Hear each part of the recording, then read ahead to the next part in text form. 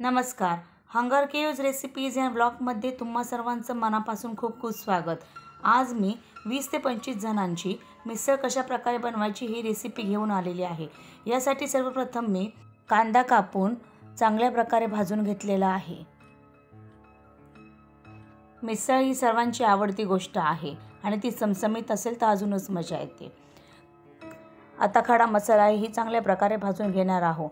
यामध्ये मी लवंग, जिरे, मिरी, दगडी फूल, चक्रफूल, तेजपान, डाळ्या आणि काही मिरच्या टाकून घेतलेले आहे.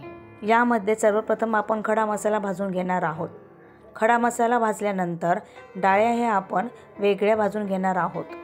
व्हिडिओच्या डिस्क्रिप्शन बॉक्समध्ये मी या मिसळसाठी लागणारं साहित्य आणि प्रमाण दिलेलं आहे, ते तुम्ही तिथे जाऊन चेक करू शकतात.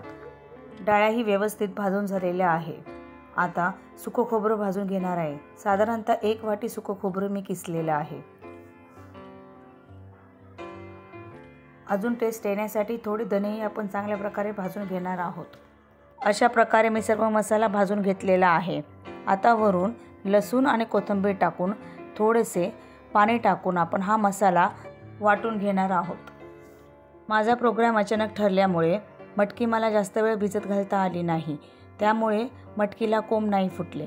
पण मिसळ करण्यासाठी साधारणतः 7 ते 8 तास मटकी फडक्यात बांधून ठेवा, जेणेकरून कोंब चांगल्या प्रकारे फुटतात.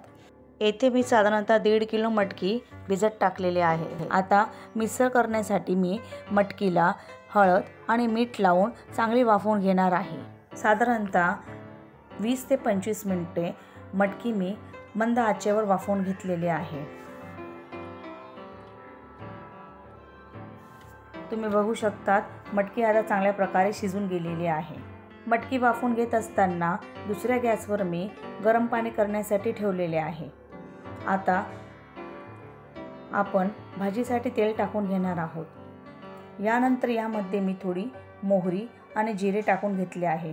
मोहरी आणि जिरे तळल्यानंतर आता मी कापलेला कांदा चांगल्या प्रकारे फ्राय करून घेणार आहे. कांदा तेलात चांगला तळून घ्या.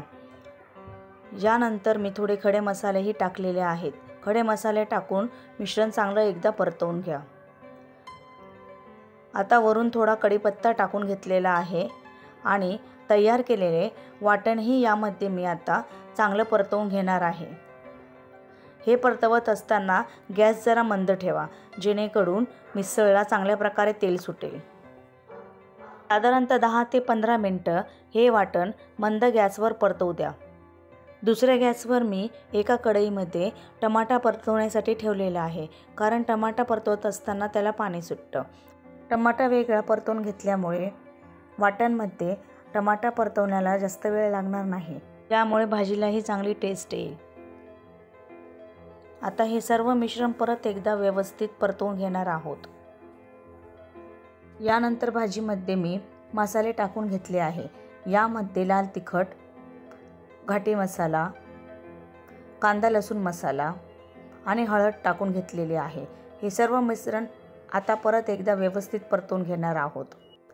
मसाले परतून झालेले आहे आणि मसाल्यांचा सुंदर असा वासही सुटलेला आहे. वरून यामध्ये शिजवलेली मटकी टाकून घेऊ आणि सर्व मिश्रण परत एकदा व्यवस्थित परतवून घेऊ. सुरुवातीलाच सांगितल्याप्रमाणे मी गॅसवर गरम पाणी करण्यासाठी ठेवलेले होते. आता हे गरम पाणी मी उसळमध्ये टाकून घेणार आहे. पाणी पहिलेच गरम केल्यामुळे उसळ उकळायला वेळ लागणार नाही आणि याला तवंगही चांगल्या प्रकारे सुटेल.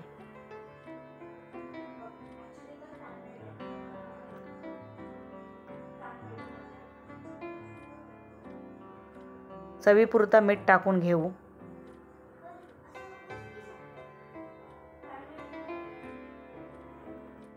मीठ टाकल्यानंतर परत एकदा उसळ ही व्यवस्थित एकत्र करून घेऊ. वरून मी आता थोडासा चटपटीत चवीसाठी उसळ मसाला टाकून घेतलेला आहे. शेवटी आता कोथिंबीर टाकून उसळ ही 15 ते 20 मिनिटे चांगली उकळू देणार आहेत. तुम्ही बघू शकतात उसळीला अगदी सुंदर असं तवंग आलेलं आहे. अशा प्रकारे मी आज तुमच्याबरोबर 20 ते 25 जणांची मिसळ ही रेसिपी शेअर केलेली आहे। जर तुम्हाला हा व्हिडिओ आवडला असेल तर माझ्या चॅनलला लाईक आणि सबस्क्राईब करायला विसरू नका। धन्यवाद।